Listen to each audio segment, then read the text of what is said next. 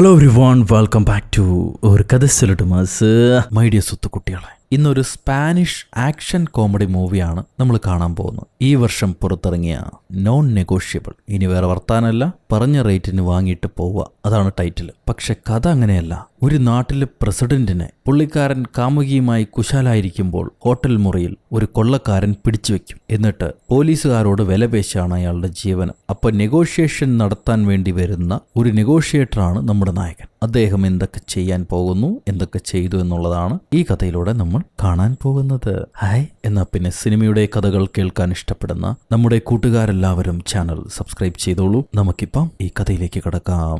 ഈ സിനിമയുടെ തുടക്കത്തിൽ ഒരു ഇലക്ട്രോണിക് റിപ്പയർ ഷോപ്പ് നടത്തുന്ന കടക്കാരൻ, പുള്ളിക്കാരൻ ഒരു അമ്മച്ചിയുടെ മിക്സി റിപ്പയർ ചെയ്ത് കൊടുത്തു. അമ്മച്ചിയുടെ കയ്യിൽ നിന്ന് പൈസ പോലും വാങ്ങിച്ചില്ല. ചെറിയ പണിയുണ്ടായിരുന്നുള്ളൂ, പണമൊന്നും വേണ്ട എന്ന് പറഞ്ഞ് അമ്മച്ചിയെ പറഞ്ഞോടും. ഒരുപാട് നല്ല മനുഷ്യനാന്ന് തോന്നുന്നു, അങ്ങനെയാണ് തോന്നണത്. പക്ഷേ ഇയാൾ കടയൊക്കെ അടച്ച് കടയ്ക്ക് പുറകിൽ ബേസ്മെന്റിലേക്ക് വരുമ്പോൾ അവിടെ അഡ്വാൻസ് സിസ്റ്റമൊക്കെ വെച്ച് ഏതോ ഒരുത്തൻ ഹാക്കിംഗ് പരിപാടികൾ നടത്തുന്നുണ്ട്. അവന്റെ കയ്യിൽ ഒരുപാട് ആൾക്കാരുടെ ഡീറ്റെയിൽസ് എല്ലാം ഓക്കെ ആണോ എന്ന് ഈ റിപ്പയറുകാരൻ ചോദിക്കും. ഓക്കെ ആണെന്ന് പറയും. ഇവര് ഏതോ ഒരു വലിയ പൊളിറ്റീഷ്യന്റെ വീഡിയോ, പഴയ വീഡിയോസൊക്കെ കണ്ടുകൊണ്ടിരിക്കുക. ഇയാളിപ്പോൾ നിലവിൽ ഈ നാട്ടിലെ പ്രസിഡന്റാണ്. അങ്ങനെ ആ സീൻ കഴിയുമ്പോൾ നമ്മുടെ കഥയിലെ ഹീറോയെ കാണിക്കുന്നു. ആളൊരു കുടുംബസ്ഥനാണ്. ഭാര്യയും മോളെയും വിളിച്ചുകൊണ്ട് എങ്ങോട്ടോ യാത്ര പോവുക. ഈ ഭാര്യ ആണെങ്കിൽ അത്യാവശ്യം പേരില്ലാത്ത ഒരു സൈക്കോളജിസ്റ്റാ. 3-4 ക്ലയൻസേ ഉള്ളൂ. അതിലെ ഏതോ ഒരു ക്ലയന്റിനെ കുറിച്ച് സംസാരിക്കുകയായിരിക്കും. പുള്ളിക്കാരിക്ക് നിറച്ച് ബോയ്ഫ്രണ്ടാ. ഓരോ തവണയും വന്ന് ഓരോ ബോയ്ഫ്രണ്ടിന്റെ കഥ പറഞ്ഞ് തൊല്ല. പുള്ളിക്കാരുടെ ലക്ഷണമൊക്കെ കേൾക്കുമ്പം ഇവരെ മോള് അത് മിക്കയുടെ അമ്മയാണോ, മിക്ക മോളുടെ കൂടെ പഠിക്കുന്ന പെൺകുട്ടിയാ, അവളുടെ അമ്മയാണെന്ന് ചോദിക്കും. കുഞ്ഞുമോള് മനസ്സിലാക്കിയത്. ഇവര് പറയും അല്ലല്ല, അത് വേറെ ആളെ കുറിച്ചാണ് ഞങ്ങൾ സംസാരിക്കുന്നത്, മോൾ അതൊന്നും കേൾക്കണ്ട, ചെവി അടച്ചു വെക്കാൻ പറയും. അങ്ങനെ ഇവര് പോകുന്ന വഴിയെ ഹീറോയ്ക്ക് പെട്ടെന്നൊരു എമർജൻസി കോള് വരുന്നു. ഒരാൾ തോക്ക് വെച്ച് അയാളുടെ അമ്മായിയമ്മയെ കൊല്ലുമെന്ന് പറഞ്ഞ് ഭീഷണിപ്പെടുത്തിക്കൊണ്ടിരിക്കുക. പോലീസുകാർ പറയുന്നൊന്നും കേൾക്കുന്നില്ല. എത്രയും പെട്ടെന്ന് ഹീറോ അങ്ങോട്ട് ചെല്ലണം. ഹീറോ ഇങ്ങനെ അക്രമം നടത്തുന്ന ആൾക്കാരെ സമാധാനം പറഞ്ഞ് ഒരു ക്രൈം ഇല്ലാതെ രക്ഷപ്പെടുത്തുന്ന ഒരു ക്രൈം നെഗോഷിയേറ്ററാ. പോലീസിലാണ് വർക്ക് ചെയ്യുന്നത്. കോള് കിട്ടിയ ഉടനെ വണ്ടി അവൻ തിരിച്ചുവിടും. ഭാര്യയ്ക്ക് എന്തോ ഇഷ്ടപ്പെടുന്നില്ല. താൻ എപ്പോഴും ജോലി എന്ന് പറഞ്ഞുകൊണ്ടിരുന്നാൽ മതി, നമുക്ക് വേണ്ട കുറച്ച് സമയം പോലും താൻ മാറ്റിവെക്കില്ല. ഹീറോ സ്പോട്ടിലേക്ക് എത്തി. ഇതൊരു മനുഷ്യജീവന്റെ കാര്യമല്ലേ മോളെ, ഈ തവണ ക്ഷമിക്കേ, ഞാൻ കാര്യങ്ങളൊന്ന് സോർട്ട് ഔട്ട് ചെയ്തിട്ട് വരാമെന്ന് പറഞ്ഞ് ഭാര്യയ്ക്ക് ട്രക്കും കൊടുത്ത് കുഞ്ഞുമോൾക്കൊരു ഉമ്മയും കൊടുത്ത് അവരെ പറഞ്ഞോളൂ. എന്നിട്ട് ഇയാളെ കൊളീഗായിട്ടുള്ള ഒരു CI പോലീസുകാരി, ഇപ്പം അവിടുത്തെ സൂപ്രണ്ടായ ഒരു പോലീസുകാരി, അവരോട് ചോദിക്കുകയാണ് എന്താ കണ്ടീഷൻ എന്ന്. ഞങ്ങൾ പോലീസുകാർ അടുത്ത് പോയാൽ അവൻ ഷൂട്ട് ചെയ്യുമെന്നാണ് പറയുന്നത്. സീൻ എന്താണെന്ന് മനസ്സിലായിട്ടില്ല. ഹീറോ അത് കഴിഞ്ഞ് ഹീറോയുടെ അസിസ്റ്റന്റ് ഉണ്ടാവും, ഇച്ചിരി വിക്കലുള്ളൊരു മനുഷ്യൻ. പുള്ളിക്കാരനെ ചെന്ന് കണ്ടിട്ട് നീ എന്തേലും ശ്രമിച്ചായിരുന്നോ, എന്തേലും പറഞ്ഞോ എന്ന് ചോദിക്കും. അയാൾ പറയും ഇല്ല, എനിക്ക് അയാളെ കാണുമ്പോൾ കൂടുതലായിട്ട് വിക്ക് വരുന്നു. ഈ പെണ്ണിന്റെ അമ്മയെയാണ് അയാൾ പിടിച്ചു വെച്ചിരിക്കുന്നത്, അയാളുടെ ഭാര്യയാണിതെന്ന് പറയും. എന്നിട്ടൊരു പെണ്ണിനെയും കാണിച്ചു കൊടുക്കുന്നുണ്ട്. പുള്ളിക്കാരി കരയുന്നു. അവൻ എൻ്റെ അമ്മയെ കൊല്ലും, നിങ്ങൾ എന്തെങ്കിലും ചെയ്ത് രക്ഷപ്പെടുത്തുമെന്ന് പുള്ളിക്കാരി പറയുന്നുണ്ട്. കരയുന്ന കാണുമ്പോൾ പഞ്ചപാവം പെൺകുട്ടിയാന്നൊക്കെ വിചാരിക്കും. പക്ഷെ മോളിൽ പോകുമ്പോൾ അറിയാം എന്താ സീനെന്ന്. ഹീറോ ചെല്ലുമ്പോൾ തന്നെ ഒരമ്മച്ചീനെ പിടിച്ചു വെച്ച ഒരു മുട്ടത്തലയൻ ഹീറോയ്ക്ക് നേരെ തോക്ക് ചൂണ്ടുന്നുണ്ട്. എൻ്റെ അടുത്ത് വന്ന് നിന്നെ കൊന്നുകളയടാന്ന് പറഞ്ഞിട്ട്. ഹീറോ പറയും ഞാൻ പോലീസുകാരനല്ല, നിന്നെ സഹായിക്കാൻ വേണ്ടി വന്നതാ. എന്നെ കണ്ട ഒരു പോലീസുകാരൻ്റെ ലുക്കുണ്ടോ? ഞാനൊരു പ്രൊഫസറാണ്, ഞാൻ നിന്നെ തടയാൻ വേണ്ടി വന്നതല്ല, നിന്നോട് 2 വാക്ക് സംസാരിച്ച് എന്തേലും പരിഹാരം കാണാൻ പറ്റുമോ എന്നറിയാൻ വേണ്ടി വന്ന. എന്താ നിന്റെ കുഴപ്പമെന്ന് ചോദിക്കും ഹീറോ. ഉടനെ ഇയാള് കയ്യിലെ മൊബൈൽ എടുത്തിട്ട് വായിക്കുകയാണ്. അതിലെ മെസ്സേജ് വായിക്കുകയാണ്. എനിക്കെപ്പോഴും നിന്റെ ചിന്ത മാത്രം, നിന്നെക്കുറിച്ച് ഓർക്കാതിരിക്കാൻ കഴിയുന്നില്ല, മനസ്സ് മുഴുവൻ നീയാ. നീ ഇപ്പം എന്ത് വസ്ത്രം ധരിച്ചിരിക്കുന്നത്? നിന്റെ കെട്ടിയോൻ പുറത്തു പോയോ? ഇങ്ങനെ ഏതോ ഒരുത്തൻ ഇയാളുടെ ഭാര്യയ്ക്ക് മെസ്സേജ് അയച്ചിട്ടുണ്ട്. ഞാൻ അവളെ കൊല്ലുമായിരുന്നു, പക്ഷെ അപ്പോഴേക്കും അവൾ ഓടി രക്ഷപ്പെട്ടു. അതുകൊണ്ടാണ് കയ്യിൽ കിട്ടി അവളുടെ തള്ളേനെ ഞാനിങ്ങനെ പിടിച്ചു വെച്ചിരിക്കുന്നു. എനിക്കിപ്പോൾ അവൾ വേണം, എനിക്ക് അവളെ കൊല്ലണം. ഇതും പറഞ്ഞ് കലിവുകൊണ്ട് നിൽക്കുക മുട്ടത്തലയൻ. പാവം മനുഷ്യൻ. ശരി പോട്ടെ, കലികാലാണ് അങ്ങനെ. അപ്പൊ ഹീറോ പറയും നമുക്കിതിന് പരിഹാരം ഉണ്ടാക്കാം. തൻ്റെ കയ്യിൽ പട്ടിയുണ്ടോ? താൻ പട്ടിയെ വളർത്തുന്നുണ്ടോ? അയാൾ പറയും അതെ. അതെന്തിനാ നീ ചോദിക്കുന്നത്? അതിന്റെ പേരെന്താ? പ്ലഷി. നല്ല ക്യൂട്ടായ പേര്. തനിക്ക് ഇഷ്ടമുള്ള കാര്യങ്ങൾ എന്തൊക്കെയാ? ഇങ്ങനെ എന്തൊക്കെയോ ചോദിച്ചുകൊണ്ടിരിക്കുകയാണ് ഹീറോ. ആ സമയത്ത് ഇവിടെ ഹീറോയുടെ ഭാര്യ അവരെ ഓഫീസിലേക്ക് വന്ന് മോളെ ബാത്റൂമിൽ ഇട്ട് പൂട്ടിയിട്ട് ഈ ടാബ്ലറ്റിൽ നിനക്ക് വേണ്ട എല്ലാ സാധനങ്ങളും ഉണ്ട്, അത് കണ്ടോണ്ട് ഒരക്ഷരം മിണ്ടാതെ ഇവിടെ തന്നെ ഇരുന്നോ, ഒന്നും കേൾക്കാനും പാടില്ല, ഞാൻ ക്ലയൻസുമായിട്ട് സംസാരിക്കുന്നത് നീ കാണാനും പാടില്ല എന്ന് പറയും. എന്നിട്ട് മോളെ ബാത്റൂമിൽ ഇട്ട് പൂട്ടി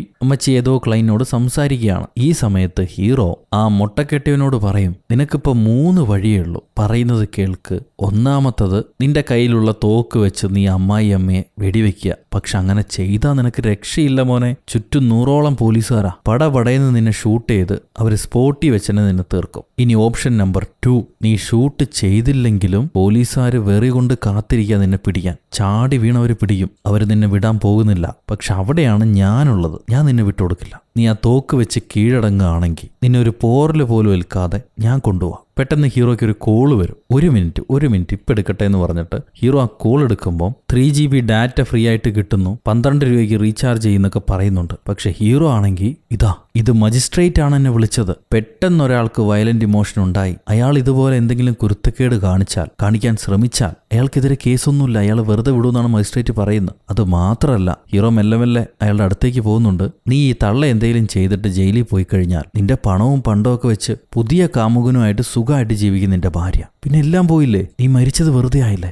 വിട്ടേക്ക്, നമുക്ക് ചെയ്യാൻ വേറെ പല കാര്യങ്ങളുണ്ട്. പറയുന്നത് കേൾക്കുന്നും പറഞ്ഞ് അയാളെ കയ്യിൽ നിന്ന് തോക്ക് വാങ്ങിച്ച് സെന്റിയൊക്കെ പറഞ്ഞ് ഹീറോ പുള്ളിക്കാരനെ കീഴ്പ്പെടുത്തി. പാവം മനുഷ്യൻ പെട്ടെന്നുണ്ടായ ഒരു വയലന്റ് ഇമോഷനിൽ കാണിച്ചാണ്. ആ സമയത്ത് ഭാര്യയാണെങ്കിൽ ഇയാൾ ജയിലിൽ പോയിട്ട് തിരിച്ചു വരുമോ അതോ ജയിലിൽ തന്നെ ആയിരിക്കോ എന്നൊക്കെ ചോദിക്കുന്നുണ്ട്. എന്തായാലും ഇപ്പോൾ പോലീസുകാരെ പുള്ളിയെ വിളിച്ചോണ്ട് പോകുന്നുണ്ട്. അങ്ങനെ ഹീറോ വന്ന ജോലി സക്സസ് ആയിട്ട് തീർന്നു. അസിസ്റ്റന്റിനോട് ഇതൊക്കെ കണ്ടുപിടിക്കാൻ പറയുന്നു. അങ്ങേരാണെങ്കിൽ എനിക്കിതൊക്കെ കാണുമ്പോൾ തന്നെ മുട്ടുങ്കാല് വറയ്ക്കും. ഞാൻ ഈ പണിക്ക് ചേർന്നല്ല, ഞാൻ വേറെ എന്തെങ്കിലും ജോലി നോക്കട്ടെ എന്നൊക്കെ പറയുന്നുണ്ട്. അങ്ങനെ അവരവിടെ നിന്ന് പുറപ്പെടുമ്പോൾ ഇവിടെ ഹീറോയിന്റെ നമ്മളെ ഭാര്യയുടെ ഓഫീസിലേക്ക് ആ മീക്കയുടെ അമ്മ ക്ലൈന്റ് ആയിട്ട് വന്നിരിക്കുന്നു. പുതിയ ഏതോ ഒരു കൂട്ടുകാരനെ പരിചയപ്പെട്ടിട്ടുണ്ട്. അയാൾ കൊണ്ടുപോയി വൈനൊക്കെ വാങ്ങിച്ചു തന്നു. മുറി കൊണ്ടുപോയി ഡാൻസ് ഒക്കെ കളിച്ചു. പഴയ ആൾക്കാരെ പോലെയല്ല, ഇവൻ നല്ല രസമാണ്, ഞാനും ബെറ്റർ ആയിട്ട് ഫീൽ ചെയ്യുന്നുണ്ട്, ഇപ്പൊ ഹാപ്പി ആണെന്നൊക്കെ പറയുന്നുണ്ട്. അപ്പൊ ഹീറോയിൻ അങ്ങനെയാണെങ്കിൽ നേരത്തെ കഴിച്ചുകൊണ്ടിരിക്കുന്ന മരുന്ന് എന്നെ വീണ്ടും തരാം, അത് വർക്ക് ചെയ്യുന്നുണ്ടല്ലോ എന്ന് പറഞ്ഞിട്ട് മരുന്നെടുക്കാൻ പോകുമ്പോൾ ഞാനൊന്ന് ടോയ്ലറ്റിൽ പോട്ടെ എന്ന് പറഞ്ഞ് ഈ ലേഡി ബാത്റൂം ഡോർ തുറക്കാണ്. അപ്പൊ അതിനകത്ത് ഹീറോയിന്റെ മോള്. അവള് ചോദിക്കും, പുതിയ ജിംനാസ്റ്റിക് കൂട്ടുകാരനെ ആന്റിക്ക് ഇഷ്ടപ്പെട്ടോന്ന്. ആ ലേഡി ആകെ ഷോക്കായിട്ട് നിൽക്കുക. അപ്പോഴേക്കും ഹീറോയിൻ ഓടി വന്ന്, അറിയാതെ പറ്റിപ്പോയതാ, എന്റെ മോൾ ഇവിടെ ഉള്ളത് ഞാൻ പോലും അറിഞ്ഞിട്ടില്ല എന്നൊക്കെ പറഞ്ഞ് ആ ലേഡിയെ സമാധാനിപ്പിക്കാൻ നോക്കുന്നുണ്ട്. പക്ഷെ പുള്ളിക്കാരി ദേഷ്യപ്പെട്ട് ഇറങ്ങിപ്പോവും. കുഞ്ഞുമോള് പറയും, എനിക്കറിയായിരുന്നു അത് മീക്കയുടെ അമ്മ തന്നെയാണെന്ന്, ശബ്ദം കേട്ടപ്പോഴേ ഞാൻ മനസ്സിലാക്കി എന്ന് പറയും. അവിടെ നിന്ന് സീൻ കട്ട് ചെയ്താൽ വൈകിട്ട് ഹീറോ ജോലിയെല്ലാം കഴിഞ്ഞ് വീട്ടിലേക്ക് വരുന്നു. ഭാര്യ കാത്തിരിപ്പുണ്ട്, ഒരു മഞ്ഞ ലൈറ്റ് ഇട്ട്. വന്ന ഉടനെ പറയും, നമ്മുടെ മോളെ ആ ജിമനെ കണ്ടു, ബാത്റൂമിൽ ഇരിക്കുന്നു, എനിക്ക് മോളെ എവിടെയാക്കാൻ കഴിഞ്ഞില്ല, അവൾ എപ്പോഴും എന്റെ മാത്രം റെസ്പോൺസിബിലിറ്റി ആണല്ലോ, നിനക്കതൊന്നും നോക്കേണ്ട ആവശ്യമില്ല. ആ ജിമന മോളെ കണ്ടു, ഞങ്ങളുടെ ലേഡി ഗ്രൂപ്പിൽ ഞാനൊരു മോശം സൈക്കോളജിസ്റ്റ് ആണെന്ന് പോസ്റ്റ് ചെയ്യുകയും ചെയ്തു, ഇനിയിപ്പോൾ എൻ്റെ ലൈസൻസ് ഒരു പക്ഷെ കട്ടാവും, ആ ഗ്രൂപ്പിൽ നിന്ന് തന്നെ എല്ലാവരും പുറത്താക്കാനുള്ള സാധ്യതയുണ്ട്. എൻ്റെ കഥ കഴിഞ്ഞു. ഓ ഐ എം സോറി, എൻ്റെ വിഷമം പറഞ്ഞ് നിന്നെ വിഷമിപ്പിച്ചോ ഞാൻ, തൻ്റെ ജോലി എങ്ങനെ ഉണ്ടായിരുന്നു? ഹീറോ പറയും, നന്നായിരുന്നു, ഞാൻ ആ ഹോസ്റ്റേജിനെ രക്ഷപ്പെടുത്തി. ഉടനെ അവൾ ചൂടാവാ, ഹോസ്റ്റേജിന്റെ കാര്യമൊന്നും എനിക്ക് അറിയേണ്ട ആവശ്യമില്ല,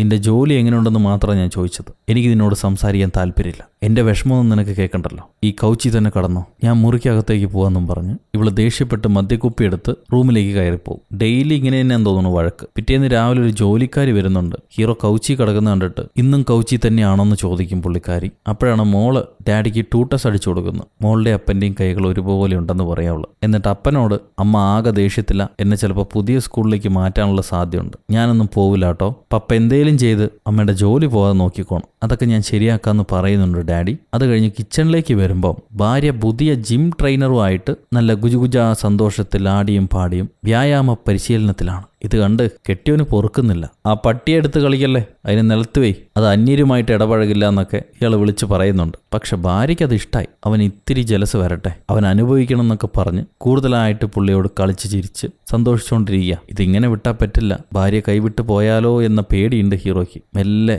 അവൾ കുളിച്ചിട്ട് പുറത്തു വരുമ്പോൾ പുറകെ ചെന്ന് നമ്മുടെ വഴക്കൊക്കെ തീർക്കാൻ നല്ലൊരു പ്ലാൻ എൻ്റെ കയ്യിലുണ്ട്, ഇത് പറഞ്ഞു തീർത്തില്ലെങ്കിൽ കൂടുതൽ വഷളാവും, നമുക്ക് 2 പേർക്കും കൂടി ഒരു കൗൺസിലിങ്ങിന് പോകാം, ഞാൻ വിളിച്ച് ഏർപ്പാടാക്കിയിട്ടുണ്ട്, ഇന്ന് വൈകിട്ട് പോകാം, ഞാൻ മറ്റൊരു ജോലിക്കും പോവില്ല, ദയവ് ചെയ്ത് എൻ്റെ കൂടെ വാന്നൊക്കെ പറഞ്ഞ് കെഞ്ചുമ്പം ഭാര്യ സമ്മതിക്കും. ശരി എന്നാ പോകാം, പോയി നോക്കാം എന്താ സംഭവിക്കണമെന്ന് നോക്കാലോ. അങ്ങനെ അത് കഴിയുമ്പോൾ അവിടുന്ന് സീൻ കട്ട് ചെയ്താൽ 2 പേര് ജോലിക്കാരുടെ വേഷത്തിൽ വന്ന് ഒരു സെക്യൂരിറ്റിയെ ബോധം കെടുത്തി കാറിനകത്ത് കൊണ്ടുപോയിടും. ഈ 2 പേരിലെ ഒരാള് നമ്മൾ നേരത്തെ മിക്സി കടയിൽ കണ്ടില്ലേ, അയാളാണ് ഈ നേരം ഈ നാട്ടിലെ പ്രസിഡന്റ്. നമ്മൾ നേരത്തെ കണ്ട ആ വലിയ നേതാവ്. പുള്ളിക്കാരൻ വലിയ കാറിൽ നിന്ന് ഒരു ചെറിയ കാറിലേക്ക് മാറി കയറുന്നുണ്ട്. ഒപ്പം അയാളുടെ പേഴ്സണൽ ഡ്രൈവറും. ഇവരെങ്ങോട്ടോ വണ്ടി ഓടിച്ച് പോവുകയാണ്. പോകുന്ന വഴി പ്രസിഡന്റ് തന്റെ ഭാര്യയെ വിളിച്ച് ഏതോ ഒരു മീറ്റിംഗിൽ തിരക്കായിരിക്കും, അത് കഴിഞ്ഞിട്ട് വരാന്നൊക്കെ പറയാം. വന്നിട്ട് ഒരുമിച്ച് നെറ്റ്ഫ്ലിക്സിലെ സീരീസ് കാണണം, ഞാനില്ലാതെ ഒരു എപ്പിസോഡ് പോലും നീ കണ്ടുപോകരുത് എന്നൊക്കെ പറഞ്ഞ് സ്നേഹമഴ പൊഴിയുന്നുണ്ട്. ഈ നേരം ഭാര്യയും ഭർത്താവും, ഹീറോയും ഹീറോയിനും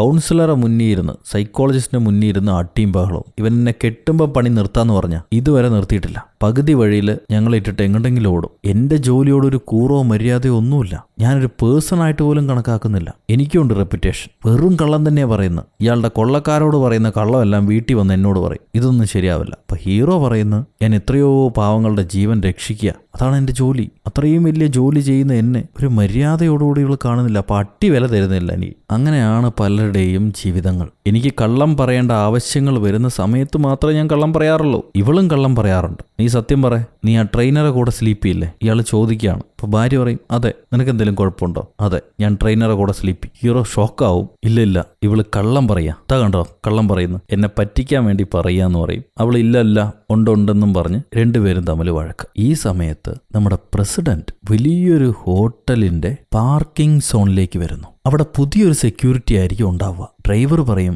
ബോസേ, പുതിയ ഏതോ സെക്യൂരിറ്റിയാണ്, എനിക്ക് ഇയാളെ അറിയില്ല, നമുക്ക് പോണോ, തിരിച്ചു പോയാലോ? അപ്പൊ പ്രസിഡന്റ്, അതൊന്നും പറ്റില്ല. ഏതെങ്കിലും സെക്യൂരിറ്റി മാറിയെന്ന് വെച്ചിട്ട് ഞാൻ ഈ മീറ്റിംഗ് ക്യാൻസൽ ചെയ്യാൻ പറ്റില്ല. വിളിച്ച് പറഞ്ഞതാണ്, എനിക്ക് കുറച്ച് സമയം മതി, ഒരു 1.5 മണിക്കൂർ. കാര്യപരിപാടിയെല്ലാം തീർത്തിട്ട് ഞാൻ തിരികെ വരാം, നീ കാത്തിരിക്കുന്നും പറഞ്ഞ് ബോസ് ഈ പാർക്കിങ്ങിൽ നിന്നും ഒരു ലിഫ്റ്റിൽ കയറി മുകളിലത്തെ ഹോട്ടൽ മുറിയിലേക്ക് പോകുന്നുണ്ട്. ആരും കാണാതെയും കൊള്ളാതെയാണ് ഇത് ചെയ്യുന്നത്. നാടിന്റെ നേതാവല്ലേ, ചില അറ്റകുറ്റപ്പണികൾ ഇങ്ങനെ മൺമറഞ്ഞു വേണം ചെയ്യാൻ. പുള്ളിക്കാരൻ ഏതോ ഒരു മുറിയിലേക്ക് വരുന്നു. അവിടുന്ന് പാസ്വേഡൊക്കെ ടൈപ്പ് ചെയ്ത് അകത്ത് കയറുമ്പോൾ കാമേത ഭാവത്തോടെ വസ്ത്രം ധരിച്ചൊരു പെണ്ണ് അവിടെ ഇരിപ്പുണ്ടാവും. എനിക്ക് വേണ്ടി നീ തയ്യാറായി ഇരിപ്പാണോ എന്ന് ഇയാൾ ചോദിക്കുമ്പോഴേക്കും ഒരുത്തൻ മുറിയുടെ അകത്തുനിന്ന് ഇയാൾ തലയ്ക്ക് കണ്ണുവയ്ക്കും. എന്നെ ഓർമ്മയുണ്ടോ വിൻസെന്റ് സംബ്രാനോ എന്ന് ചോദിച്ചിട്ട്. അതാരാണെന്നറിഞ്ഞില്ല. ഈ നേരം നമ്മുടെ ഹീറോ ഭാര്യയും ഭർത്താവും തമ്മിൽ അടിയോടടി. അപ്പൊ ഭാര്യ പറയാ, നീ സൈക്കോളജിസ്റ്റിനെയും മാനിപ്പുലേറ്റ് ചെയ്ത് പറ്റിക്കാൻ നോക്കാണോ? ഇവിടെ നടക്കില്ല. എന്റെ കരിയർ തന്നെ ഇവൻ കാരണം ഇല്ലാതായി. എന്നിട്ട് ഇവന്റെ ജീവിതവും സന്തോഷവും മാത്രം. ഇത് ഞാൻ സമ്മതിക്കില്ല. എന്നെ കൊണ്ട് പറ്റില്ല ഇവന്റെ കൂടെ ജീവിക്കാൻ. എത്രയോ പേരെ ആത്മഹത്യയിൽ നിന്ന് ഞാനും രക്ഷപ്പെടുത്തുന്നുണ്ട്. ഇവ മാത്രമല്ല, ആൾക്കാരുടെ ജീവിതം രക്ഷപ്പെടുത്തുന്നു. ഇങ്ങനെ ഇവർ സംസാരിച്ചുകൊണ്ടിരിക്കുമ്പം ഹീറോയ്ക്ക് കോൾ വരുന്നു. നമുക്കൊരു കോഡ് പോർക്കോ വന്നിട്ടുണ്ട് എന്നായിരിക്കും ആ കോളിൽ പറയാം. ഏതോ മെയിനായ സംഭവത്തിന്റെ കോഡാണ്. ഏജന്റ് 44 സ്പെഷ്യൽ ഓപ്പറേഷൻ ഗ്രൂപ്പ്, അദ്ദേഹം ഇസാത്ത പാപ്ലെ എന്ന ഹോട്ടലിലുണ്ട്. ഇത് വില്ലനായിരിക്കും ഹീറോയോട് പറയുന്നത്. ഈ കോള് കാണുമ്പോൾ നമ്മുടെ ഹീറോയിൻ കണ്ടോ ഇതുപോലെ എന്തെങ്കിലും പ്രത്യേക സമയത്തായിരിക്കും ഇവന് കോള് വരിക. എല്ലാം പാതിയിൽ ഇട്ടിട്ട് ഇവൻ പോകും. ഇതാണ് എന്റെ അവസ്ഥ. ഡോക്ടർ കണ്ടില്ലേ, ആരോ പ്രധാനമന്ത്രിയെ കിഡ്നാപ്പ് ചെയ്ത പോലെ അവന്റെ അഭിനയം. ഇപ്പൊ പോണം പോലും. സംഭവം രാജ്യത്തലവൻ തന്നെയാണ്. എന്നാൽ ഹീറോ അത് പറയുന്നില്ല. എനിക്ക് പോയേ തീരൂ, എന്നോട് ക്ഷമിക്ക്, അടുത്ത മീറ്റിംഗിൽ കാണാന്ന് പറയുമ്പോൾ ഇവള് വേണം വെച്ച് അവന്റെ മേത്തേക്ക് ചായ എടുത്ത് ചിന്തും. അതും തുടച്ച് വേറെ വഴിയില്ലാതെ ഹീറോ ഓടിച്ചെന്ന് കാറെടുത്ത് പോവാണ്. പോകുന്ന വഴിയെ അവൻ എമർജൻസി പോലീസുകാരെ വിളിച്ച്, എനിക്കൊരു കോൾ വന്നിരുന്നു ഏജന്റ് 44 നിന്നും, കോഡ് പോർക്കോ ഉണ്ടെന്നാണ് പറഞ്ഞത്. അത് ശരിയാണോ എന്ന് അന്വേഷിച്ച് പറയാൻ പറയും. ഇവരുടനെ ഈ പ്രസിഡന്റിന്റെ കാവൽക്കാരായ SPG കമാൻഡോ ഗ്രൂപ്പിലെ ഹെഡിനെ വിളിക്കും. അദ്ദേഹത്തെ വിളിച്ച്, ബെൻഡറിനൊരു കോള് വന്നിരുന്നു, കോഡ് പോർക്കോ ഉണ്ടെന്നാണ് ആരോ പറഞ്ഞത്, പ്രസിഡന്റ് ഓക്കെ ആണോ എന്നുള്ള അവസ്ഥ വിളിച്ച് ചോദിക്കുമെന്ന് പറയും. ഈ പോലീസുകാരനുടനെ പ്രസിഡന്റിന്റെ ഡ്രൈവറെ വിളിച്ച്, അങ്ങേരിപ്പോ എവിടെയാണ്, ആള് സേഫ് ആണെന്ന് ചോദിക്കും. പുള്ളിക്കാരൻ പറയും, ആള് സേഫ് ആണ്, ഇപ്പൊ എതിർ പാർട്ടിയിലെ പെണ്ണുമായിട്ട് സംസാരിച്ചുകൊണ്ടിരിക്കുക, കൊളാബറേഷൻ. ഞാൻ ചെന്നിപ്പോ ശല്യം ചെയ്യണോ? ആൾക്ക് കുഴപ്പമൊന്നുമില്ല. എന്നാ പോലീസുകാരൻ പറയും, നീ ഉറപ്പായിട്ട് ചെന്ന് നോക്ക്, ഞങ്ങൾക്ക് ചില വാണിംഗ് കിട്ടിയിട്ടുണ്ട്, ആളെ കണ്ട് നേരിട്ട് എന്നെ ഫോൺ വിളിക്കാൻ പറയും, എന്നാൽ മാത്രമേ പ്രോബ്ലം സോൾവ് ആവൂന്ന് പറയും. പുള്ളിക്കാരനും പോകുന്നുണ്ട്. ഈ സമയത്ത് നമ്മുടെ ഹീറോയിനെ അവളുടെ ട്രെയിനർ വിളിച്ച്, എൻ്റെ മൈൻഡ് ഇപ്പോൾ ഒരുപാട് മോശം അവസ്ഥയിലാണ്, എനിക്ക് വീണ്ടും സൂയിസൈഡൽ തോട്ട്സ് വരുന്നു, എന്താ ചെയ്യേണ്ടതെന്നറിയില്ല, എന്നെ സഹായിക്കാൻ പറ്റുമെന്ന് ചോദിക്കും. ഇവൻ ചോദിച്ചുകൊണ്ടിരിക്കുമ്പോൾ തന്നെ അവന്റെ മാസ്ക് കഴിക്കുന്നുണ്ട്. സോ ഈ ട്രെയിനർ ഇവള് വിചാരിച്ച ആളല്ല, വേറെ എന്തോ പരിപാടി ചെയ്യുന്ന കുഴപ്പക്കാരനാണ്. അത് നമ്മുടെ പെണ്ണിനെ അറിയില്ല. അവൻ, നീ എന്നെ ഒന്ന് സഹായിക്കാൻ പറ്റുമോ, ഞാനുള്ള സ്ഥലത്തേക്ക് വരുമെന്ന് ചോദിക്കും. നമ്മുടെ പെണ്ണും സൈക്കോളജിസ്റ്റ് ആയതുകൊണ്ട് തന്റെ പേഷ്യന്റ് മരണപ്പെടാൻ പാടില്ലല്ലോ, അതുകൊണ്ട് നിന്റെ ലൊക്കേഷൻ പറയൂ, ഞാൻ അങ്ങോട്ട് വരാമെന്ന് പറയുന്നുണ്ട്. സോ ഈ ട്രെയിനറും ആണ്, അവളുടെ പേഷ്യന്റും ആണ്. ഇവള് ലൊക്കേഷൻ വാങ്ങിച്ച് അതേ ഹോട്ടലിലേക്ക് വരുന്നു. ഇവള് വരുമ്പോഴേക്കും ആ മെയിൻ വില്ലൻ ഈ ട്രെയിനറെ ഒരു തടവുപുള്ളിയെ പോലെ വിളിച്ചോണ്ട് പോയി അടിച്ച് ഇവരെ കൂടെ തന്നെ ഇരുത്തുന്നുണ്ട്. നമ്മുടെ പ്രസിഡന്റിന്റെയും എതിർ പാർട്ടിക്കാരുടെയും കൂടെ തന്നെ ഇരുത്തുന്നുണ്ട്. ഹീറോയിൻ വരുമ്പോൾ അവളെയും തോക്ക് കാണിച്ച് ഇവന്റെ അടുത്ത് പിടിച്ചിരുത്തും. അപ്പോഴാണ് പ്രസിഡന്റിന്റെ മൊബൈലിലേക്ക് നമ്മുടെ വലിയ പോലീസുകാരൻ വിളിക്കുന്നത്. വില്ലനാണ് കോൾ എടുക്കുക. കോൾ എടുത്തിട്ട് പറയും, ഞാനാണിപ്പോൾ പ്രസിഡന്റിന്റെ കൂടെയുള്ളത്, ഞങ്ങൾ അദ്ദേഹത്തെ തടവിലാക്കി. ഇനി ഞാൻ പറയുന്ന കണ്ടീഷൻ മാത്രമേ നടക്കൂ, അല്ലെങ്കിൽ ഞാൻ അയാളെ കൊന്നുകളെ. എനിക്കിപ്പോൾ ബെൻഡറോട് സംസാരിക്കണം. ഞാൻ ബെൻഡറോട് മാത്രമേ സംസാരിക്കൂ. എത്രയും പെട്ടെന്ന് അവനെ വിളിച്ചു വരുത്തും. ബെൻഡർ എന്ന് പറഞ്ഞാൽ നമ്മുടെ ഹീറോ ആണ്. ഉടനെ ഹീറോയ്ക്ക് ഒരു കോള് വരുന്നു. കോഡ് പോർക്കോ കൺഫേം ആയി. ഞാൻ നിനക്ക് ലൊക്കേഷൻ അയക്കാം. എത്രയും പെട്ടെന്ന് നീ അങ്ങോട്ട് വരണം. കിഡ്നാപ്പർ നിന്നോട് മാത്രമേ സംസാരിക്കൂ എന്നാണ് പറയുന്നത്. ഹീറോ ആ ലൊക്കേഷനിലേക്ക് പോകുന്നു. ഹോട്ടലിന് കീഴിൽ തന്നെയാണത്. അപ്പോഴേക്കും ഹോട്ടലിന് താഴെ നമ്മൾ നേരത്തെ കണ്ട പോലീസുകാരി അവളുടെ കമാൻഡോ പടയായിട്ട് എത്തിക്കഴിഞ്ഞു. ഇവർ പോലീസ് വണ്ടിയിലല്ല വരിക, ഒരു പാറ്റാഗുളിക വണ്ടിയിലാണ് വരിക. ആരും അറിയാതെ ഹോട്ടലിന് കീഴെ ചെന്ന് നമ്മളുടെ ഈ ഓപ്പറേഷൻ വളരെ സീക്രട്ട് ആയിരിക്കണം, ഒരു മനുഷ്യനും അറിയാൻ പാടില്ല. അറിയാതെ ഈ ഹോട്ടൽ മുറിയിലുള്ള ബാക്കി എല്ലാവരെയും ഒഴിപ്പിച്ചിട്ട് നമ്മൾ ആ പ്രസിഡന്റ് ഇരിക്കുന്ന മുറിക്ക് ചുറ്റും കവർ ചെയ്ത് നിൽക്കണം. അങ്ങനെ കമാൻഡോസ് എല്ലാം ഹോട്ടലിനകത്തേക്ക് ഇടിച്ചു കയറാൻ തുടങ്ങി. ഹീറോയുടെ അസിസ്റ്റന്റും വേറെ കുറെ പോലീസുകാരും ഫയർ ആൻഡ് സേഫ്റ്റി വസ്ത്രം ധരിച്ച് ഓരോ മുറിയിലുള്ള ആൾക്കാരെയും ആ ഹോട്ടലിൽ നിന്ന് വെക്കേറ്റ് ചെയ്യിപ്പിച്ചുകൊണ്ടിരിക്കുകയാണ്. ആ സമയത്ത് തന്നെ ഇവിടെ പോലീസുകാരിയുടെ ടീം ഒരു IT സെക്ടർ തന്നെ ബിൽഡ് ചെയ്തിട്ടുണ്ട്. ആ ബിൽഡിങ്ങിന്റെ മൊത്തം കൺട്രോള് ഇവരെടുക്കാൻ തീരുമാനിക്കുന്നു. കമാൻഡോ പട അകത്തേക്ക് ഇടിച്ചിടിച്ച് കയറി. അധികം വൈകാതെ ഹീറോയും സ്ഥലത്തേക്ക് എത്തിയിട്ടുണ്ട്. ഓൺ ദ വേ തന്നെ ഹീറോ ആ കിഡ്നാപ്പറുമായിട്ട് സംസാരിക്കുന്നുണ്ട്. താൻ ആരാന്ന് ഹീറോ ചോദിക്കുമ്പോൾ ആ കിഡ്നാപ്പർ, ഞാൻ ഈ നാടിനെയും പ്രസിഡന്റിനെയും ക്ലീൻ ചെയ്യാൻ വന്നവനാ. എന്റെ കണ്ടീഷനാണ് നീ അവിടെ അറിയിക്കേണ്ടത്. അത് ഓരോന്നായിട്ട് ഞാൻ പറയാന്ന് പറയും. അപ്പൊ ഹീറോ, എനിക്ക് പ്രസിഡന്റിനെ നേരിട്ടൊന്ന് കാണണം, അദ്ദേഹത്തിന്റെ ജീവന് കുഴപ്പമൊന്നുമില്ല എന്നറിഞ്ഞാൽ മാത്രമേ ഞങ്ങൾ കണ്ടീഷന് തയ്യാറാകുള്ളൂ എന്ന് പറയും. അപ്പൊ ഈ കിഡ്നാപ്പർ മുഖംമൂടി ധരിച്ച് പ്രസിഡന്റിന്റെ വയറ്റത്തൊരു ബോംബ് കെട്ടിവെച്ച വീഡിയോ, അതിന്റെ കൂടെ തന്നെ അയാളുടെ കാമുകി എതിർ പാർട്ടിക്കാരിയുടെ വീഡിയോ, ഇതെല്ലാം കാണിച്ച് ബെൻഡർ നിനക്ക് വേണ്ടി മറ്റൊരു സമ്മാനം കൂടെ ഉണ്ടെന്ന് പറഞ്ഞ് ഹീറോയിന്റെ ഭാര്യനെയും അവളുടെ ട്രെയിനറെയും കാണിച്ചു കൊടുക്കും. എന്നിട്ട് ഇവര് രണ്ടുപേരും തമ്മിൽ അവിഹിത ബന്ധം ഉണ്ടാവുന്ന സമയത്താണ് ഞാൻ ഇവരെ പിടിച്ചോണ്ട് വന്നത്, നിനക്ക് സമ്മാനമായിട്ട് കാണിക്കാനാണെന്ന് പറയും. ഹീറോയ്ക്ക് ഇത് കണ്ട് പൊറുക്കില്ല. പോലീസുകാർ എത്രയും പെട്ടെന്ന് ഇവിടുത്തെ സിഗ്നൽ ജാം ചെയ്യും. ഞാൻ നിനക്കൊരു റെസ്ക്യൂ ഫോൺ അയക്കാം, നീ അതിലൂടെ എന്നോട് സംസാരിക്കുമെന്ന് പറയുമ്പോൾ ആ കിഡ്നാപ്പർ, ഇവിടെ പ്ലാൻ തീരുമാനിക്കുന്നത് നീയല്ല, ഞാനാണ്. ഞാൻ പറയുന്ന എന്താണോ അത് നിങ്ങൾ ചെയ്യുക. എനിക്കിപ്പോൾ 30 മില്യൺ പെസോസ് വേണം. നിനക്ക് 30 മിനിറ്റ് സമയം തരുന്നു. എത്രയും പെട്ടെന്ന് ഞാൻ പറയുന്ന സ്ഥലത്തേക്ക് അത് അയക്കണം. അത് കഴിഞ്ഞ് ഞാൻ ഇവിടുന്ന് ഓരോ ഹോസ്റ്റേജസ് ആയിട്ട് റിലീസ് ചെയ്യാം. സമ്മതമാണോന്ന് നിന്റെ മേലധികാരികളോട് ചോദിച്ചിട്ട് പറയാന്ന് പറഞ്ഞിട്ട് ഇയാൾ കോള് കട്ട് ചെയ്യും. അപ്പം തന്നെ പോലീസുകാർ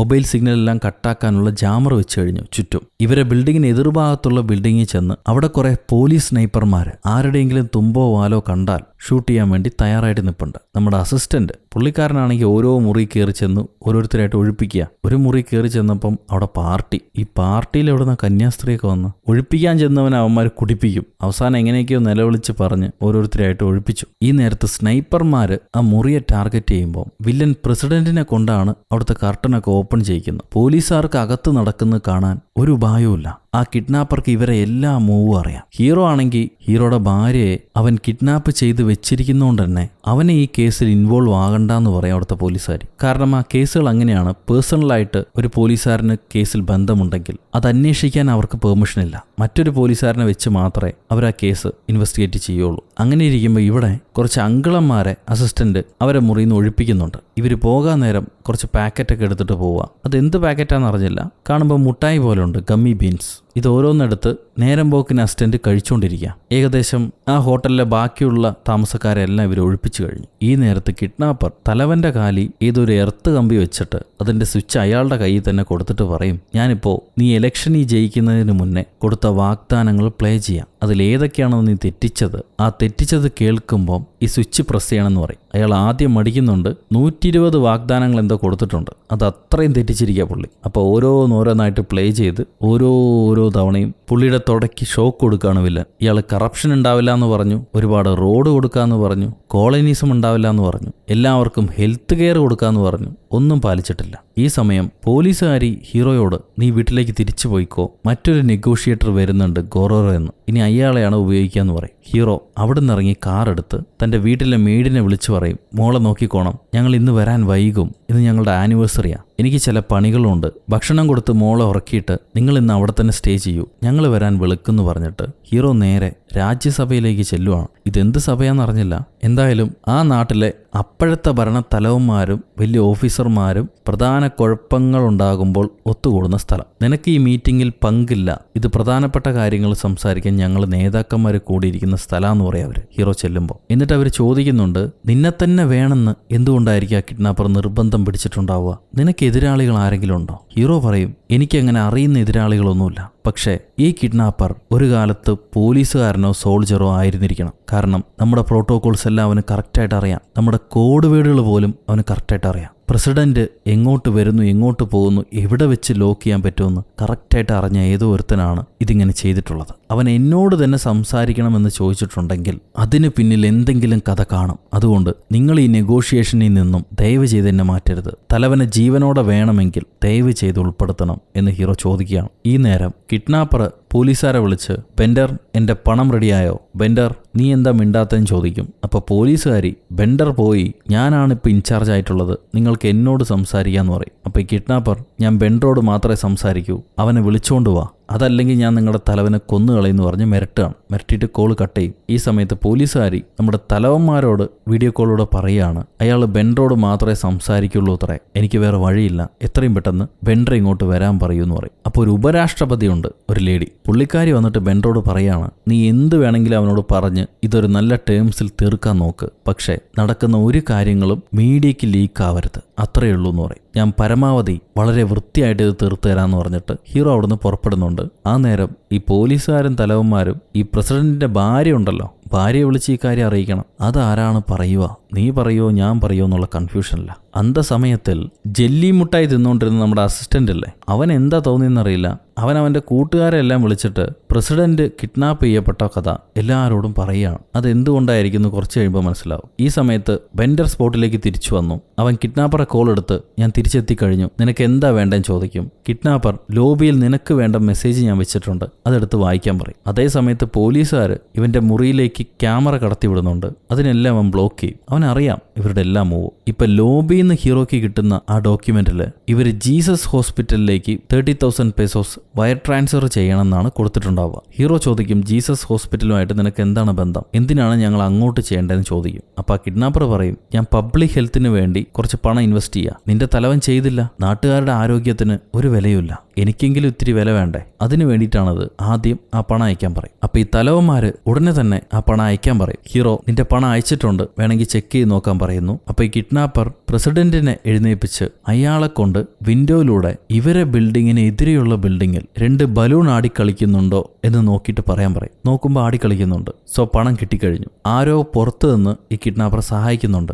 കാരണം ഇവർക്ക് ഇവിടുന്ന് ഇൻഫർമേഷൻസ് കിട്ടില്ല, പുറത്തുനിന്ന് ആരോ കളക്ട് ചെയ്തത് ഇവരെ അറിയിക്കുന്നുണ്ട്. സോ പണം കിട്ടിയത് മനസ്സിലാക്കുമ്പോൾ കിഡ്നാപ്പർ പറയും, ആദ്യ കണ്ടീഷൻ നിങ്ങൾ വൃത്തിയായിട്ട് ചെയ്തു, അതിനുള്ള പാരിതോഷികം ഞാൻ തരാം. ഇപ്പൊ രണ്ടാമത് അതേ 30 million pesos, 30 million ആണ്, അതിപ്പോ എണ്ണാൻ വയ്യ, എന്തായാലും ഒരുപാട് പണം, അത് എലമെന്ററി സ്കൂളിലേക്ക് അയക്കാൻ പറയും അടുത്ത ഷിഫ്റ്റ്. ഇത് കേട്ട തലവന്മാര്, അവൻ ചോദിക്കുന്നതൊന്നും അപ്പപ്പം എടുത്ത് കൊടുക്കാൻ പറ്റില്ല, അവൻ ഈ നാട് മുഴുവൻ എഴുതി തരാൻ പറയും. അങ്ങനെ എല്ലാ കണ്ടീഷനും സമ്മതിക്കില്ല. തിരിച്ചവനൊന്നും ചെയ്തു തന്നിട്ടില്ലല്ലോ, നീ എന്ത് നെഗോഷിയേഷനാ ചെയ്യുന്നതെന്നും പറഞ്ഞ് ഹീറോയെ അവർ ചീത്ത പറയുന്നു. അപ്പൊ ഹീറോ ആണെങ്കിൽ ഇതൊരു കോമ്പൻസേറ്ററി ആക്ഷൻ മാത്രമാണ്, കുറച്ച് സമയം തരൂ, ഇതൊരു തെറാപ്പി പോലെയല്ലേ, പണം എവിടെയും പോവില്ല, നമുക്ക് തിരിച്ചു കിട്ടും, ഞാൻ ഒന്നുകൂടെ സംസാരിക്കട്ടെ, എല്ലാം ശരിയാക്കി തരാമെന്ന് പറഞ്ഞിട്ട് ഹീറോ വീണ്ടും അയാളെ വിളിച്ച്, നീ രണ്ടാമത് ചോദിച്ച പണം കൂടെ ഞങ്ങൾ തരാം, പക്ഷേ നീ ഞങ്ങളോട് കോപ്പറേറ്റ് ചെയ്യുന്നുണ്ട് എന്നുള്ള കാര്യം ഞാൻ എങ്ങനെയാണ് എൻ്റെ തലവന്മാരെ അറിയിക്കുന്നത്, അതിന് വല്ല സിമ്പലും തായോ. അപ്പൊ വില്ലൻ ചോദിക്കും, നീ എന്നോട് ഡ്രാമയൊന്നും ഇടണ്ട, നിനക്ക് എന്താണ് വേണ്ടത്, നിനക്ക് ആരെയാണ് വേണ്ടതെന്ന് തെളിച്ച് പറയും. ഹീറോ പറയും, എനിക്ക് എൻ്റെ ഭാര്യയെ വേണം, ബാക്കിയുള്ളവർക്ക് എന്ത് സംഭവിച്ചാലും കുഴപ്പമില്ല, എനിക്ക് എൻ്റെ ഭാര്യ തിരിച്ചാ. അപ്പൊ കില്ലർ പറയാണ്, നിന്റെ ഭാര്യ നിന്നെ സ്നേഹിക്കുന്നില്ലടാ, അവള് ട്രെയിനറെ കൂടെ ഒളിച്ചോടാൻ നോക്കിയവളാ, അവളെ എന്തിനാ നിനക്കിനി. അപ്പൊ ഹീറോ, എനിക്ക് അവളെ നേരിട്ട് കണ്ട് 2 വാക്ക് പറയണം, അവളെന്നെ പറ്റിച്ചല്ലേ, അതുകൊണ്ട് നേരിട്ട് നോക്കി 2 ചീത്ത പറയണം. പാവം അവന്റെ ഭാര്യ പറ്റിച്ചിട്ടൊന്നുമില്ല, അതിൽ ഹീറോയ്ക്ക് വിശ്വാസമുണ്ട്. എന്നാലും ഈ കില്ലറെ പറ്റിക്കാൻ വേണ്ടിയാണ് ഹീറോ അങ്ങനെ ഒരു മാനിപ്പുലേഷൻ നടത്തുന്നത്. അവനും അതീ വീണതുപോലെ, ശരി ഞാൻ നിന്റെ ഭാര്യ അയക്കാം, ഒരു കണ്ടീഷന് ഞാനും തയ്യാറാവാം, ബാക്കിയുള്ളത് നിങ്ങൾ ചെയ്യുന്നും പറഞ്ഞ് ഇയാള് ഇവന്റെ ഭാര്യയെ പുറത്തേക്ക് പറഞ്ഞു വിടുന്നു. ഭാര്യയെ പോലീസുകാരുടെ കയ്യിൽ കിട്ടുമ്പോഴാണ് മനസ്സിലാവുക, ഭാര്യയുടെ മഞ്ഞത്തുണിയും ധരിച്ചിട്ട് ആ ഓപ്പോസിറ്റ് പാർട്ടിയിലെ പെണ്ണാണ് ഇറങ്ങി വന്നത്, ഭാര്യയല്ല.